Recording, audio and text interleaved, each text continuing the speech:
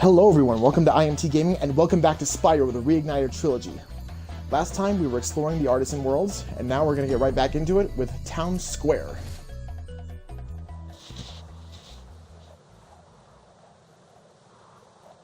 Also, I didn't realize this, but I found out that there's a really cool trick that you can do with Spyro while he's flying into the worlds.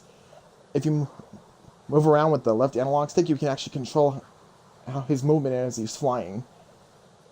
He goes like this, it looks like he's trying to fly down and grab something. I think it's really cool.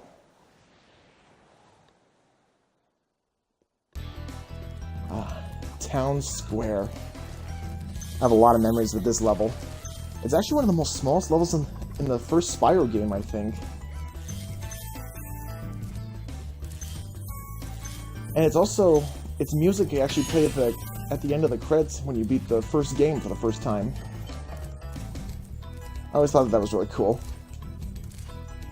And now we're about to get our first dragon, Nils. Whoa, he's a skinny one. Welcome to Town Square, Spyro. Begin exploring by gliding to that area with the bull. Oh, that's cool. He's like sculpting a mold of Spyro. Oh. Oh, he knocked it over as he was teleporting away. Sucks to be him. Oh, cool! The bull still gets stuck when you charge them. That's... I loved that. Now watch this. Yeah, you had the option to either torch the bulls or charge them in the original Spyro game. If you torch them, they would just disappear like everything else that you attack. But if you charge them, the bulls would actually fly back and get their horns stuck in the ground. I love that. Oh, man. Toys for Bob, my hat is off to you guys. Oh. Now it is.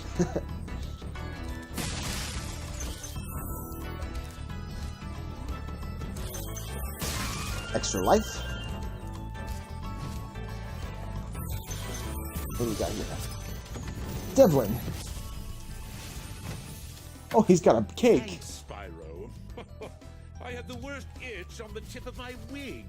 Did you know that you get your longest glides by pressing the jump button at the very top of your jump? You don't say. Let me figure that out, buddy. Matador Gnorc. Oh, I heard a thief. Yep, there he is up there.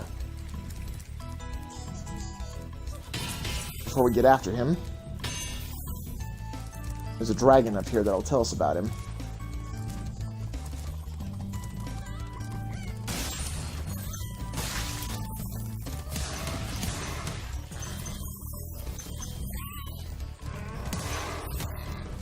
And...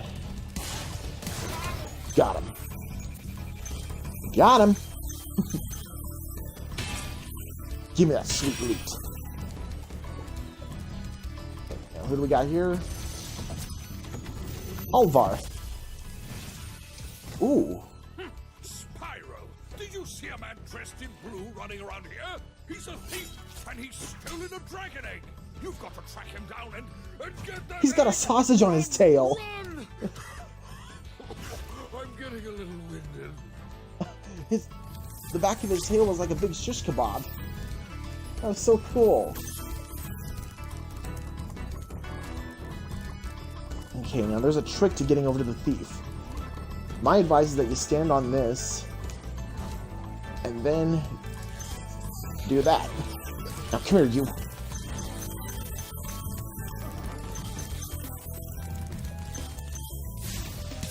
Got him. Now I gotta get back up top because there's a way to get to another dragon over there, and there's some more treasure that I missed.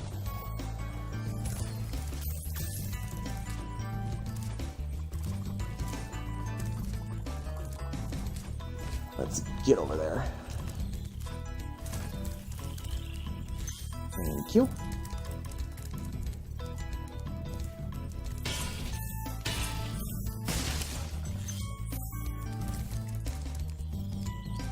Go across.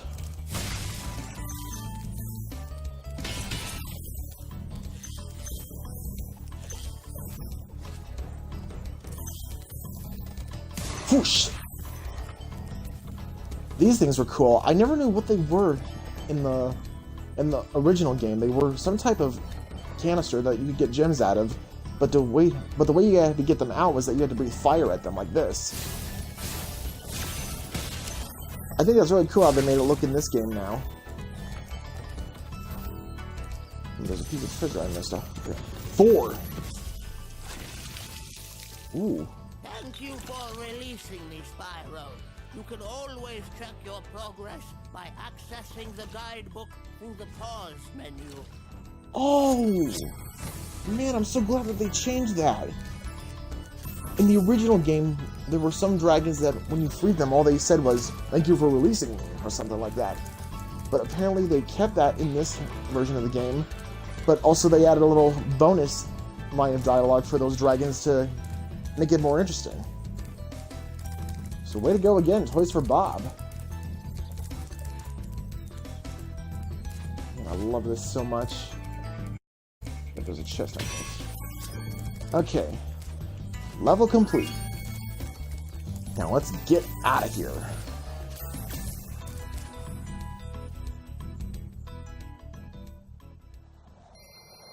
Yeah, 300, now 500. Show me the money, baby.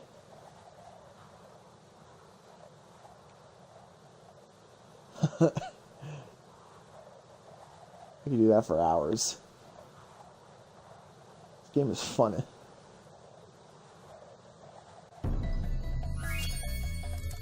Alright. Now it's on to the next Artisan world. That one was actually one of my personal favorites, mostly because I like the atmosphere of the level.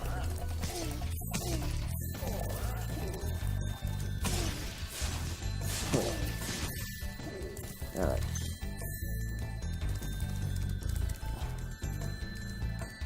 Here it is, Dark Hollow.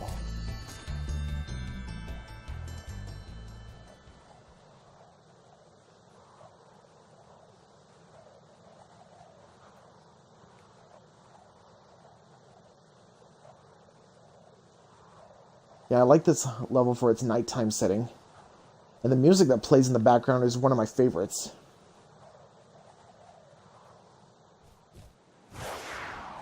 Man, look at that starry night sky. It's a full moon tonight! Ow! Now here's where we get a new type of enemy in this level too. Gnorcs that know how to use armor. As you can see, there's a difference in how you can get them. There's actually a dragon that we rescue at the very start of the level over there who explains it all. And here come the ones that are the Gnorcs that are actually a little bit bigger.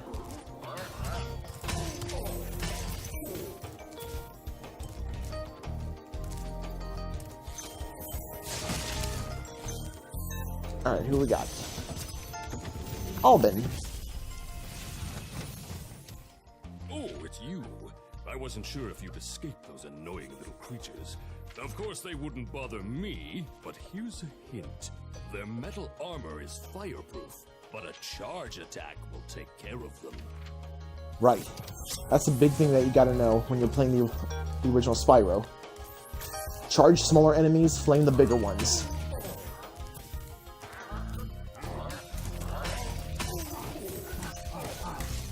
Miss me. Miss me, miss me, now you gotta kiss me! And this is something I always liked doing when I played the original game. There were these two little altars at the bottom of the stairway, and you can light them up. I thought that was a really cool effect to have in the background.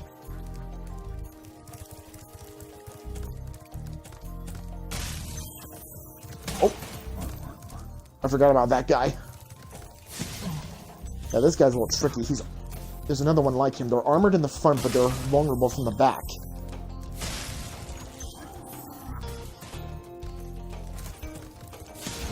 Got him. Got him! There's a dragon over there. Whoops. Gotta practice my running a little better. Okay. Now, let's go across and free him. Win. Nice turban. Spyro, wanna know a secret? Use the action button when you want to zoom in and look around.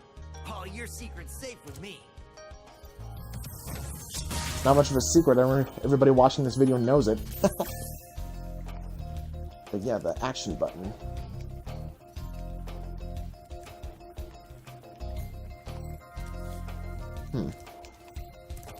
Oh, oops. Almost charged right off into the water again. We got a key for a treasure chest.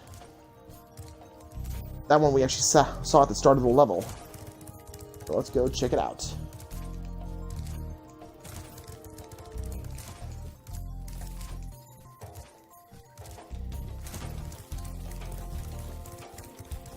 Oh, let's also get a butterfly for Sparks.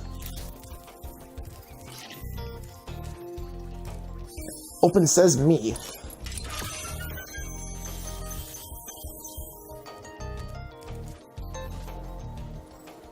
I love this game so much. Hearing the sound of the gems being collected. I love it so much.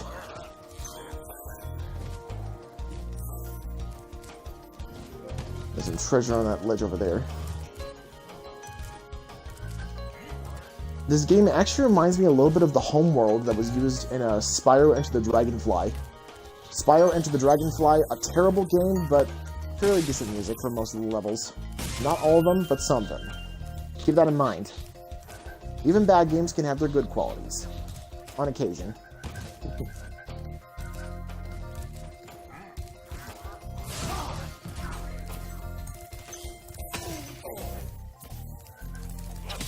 Oh. Jerk. Okay. Let me get a butterfly for you, Sparks.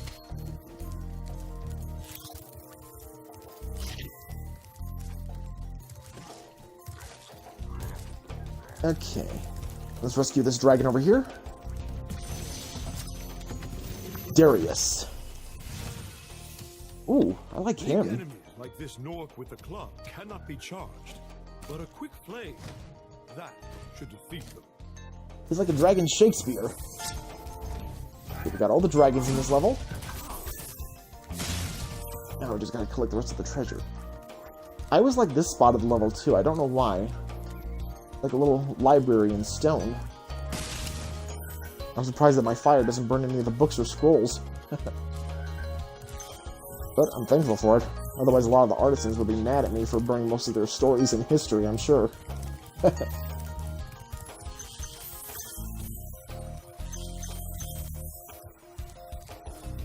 Oh, apparently I missed one. Show me the way, Sparks. Oh, there it is. That's better. Okay, level complete. Now let's get out of here. We have more than enough time to confront the boss for Artisan World.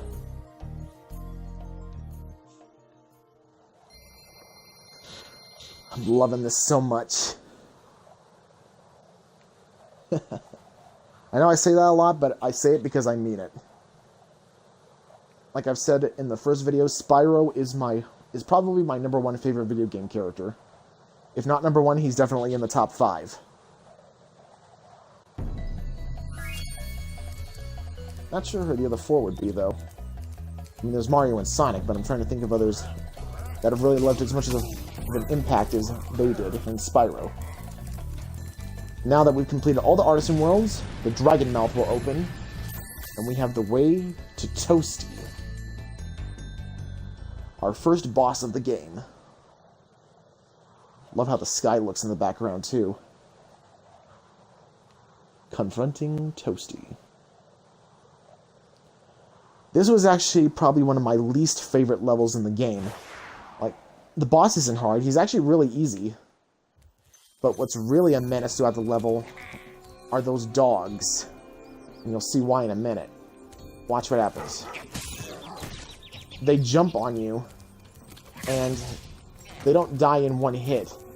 You can burn them, but then they'll jump on you again. But if you get them twice, then you'll have them beat.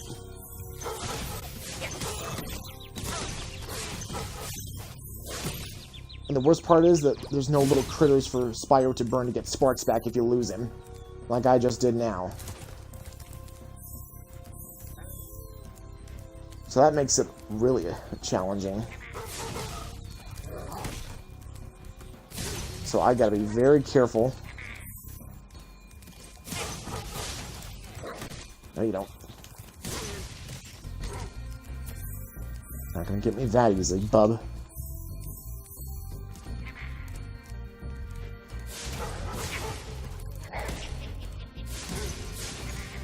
Take him out. Watch out.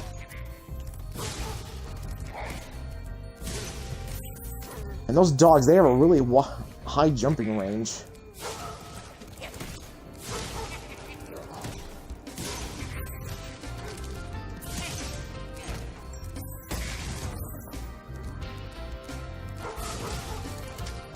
Ah, and he got me. First death. Oh well. Hopefully it won't be a lot. Reigniting. I like that.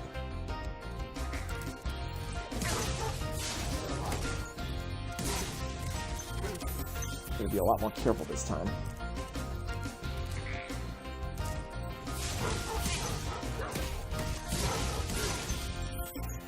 Sometimes you can get lucky and hit 2 hits on the dogs at once.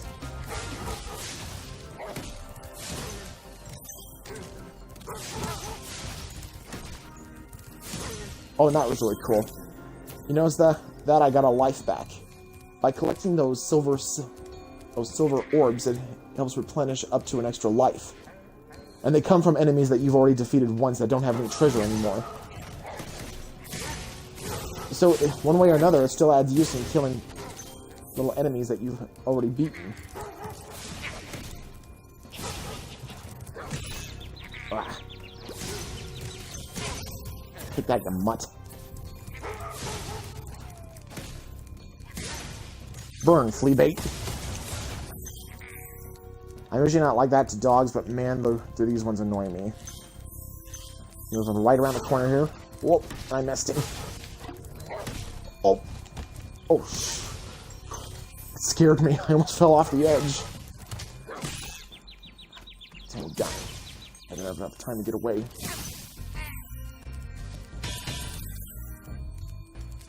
Okay. Now we can continue forward. And there's only one dragon in each of the boss levels, except for the final boss. So, let's free this guy. Rescue Nevin. I remember this guy from the teasers. He's cool. Gnasty Gnorc has put one of his most devious henchmen in charge of the Artisan world. Bring him on! I think I smell a barbecue. Be careful, Spyro. Toasty has many tricks up his sleeve. That's new too. In the original version, Nevin said, "This boss has many tricks up his sleeve." Kind of like a fourth wall break. And there's our boss himself. That's Toasty. Looks like some type of scarecrow. But as Nevin said, he has many tricks up his sleeve. And did you guys notice the strange noise he made? That's not a typical noise that a scarecrow would make.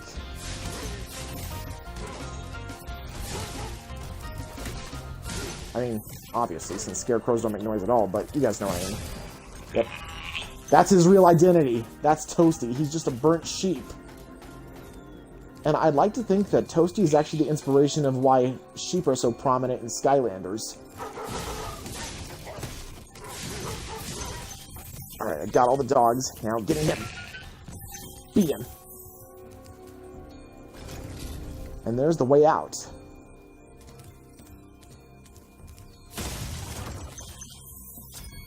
And the level is complete. Now we can leave.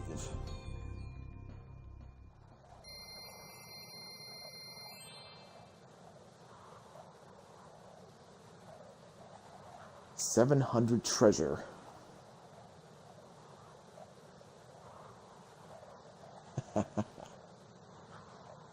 That's what I like to see. I love that sunset behind Spyro. That is majestic. Alright, Sparks, let's give you some food.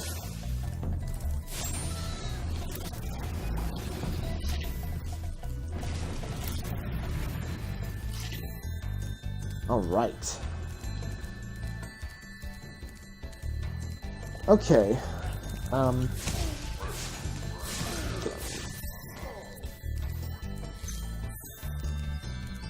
Alright, I think I've been recording long enough for this episode. When we come back, we're going to be heading over to the Balloonist, and we're going to be checking out the next world for Spyro. So, I hope you guys like this video. Don't forget to like, comment, and subscribe to the channel for more content. Be sure to follow me on Twitch and Twitter. I'll be leaving links in the description below. And as always, we'll be seeing you guys next time. Thank you, Sparks. Catch you later.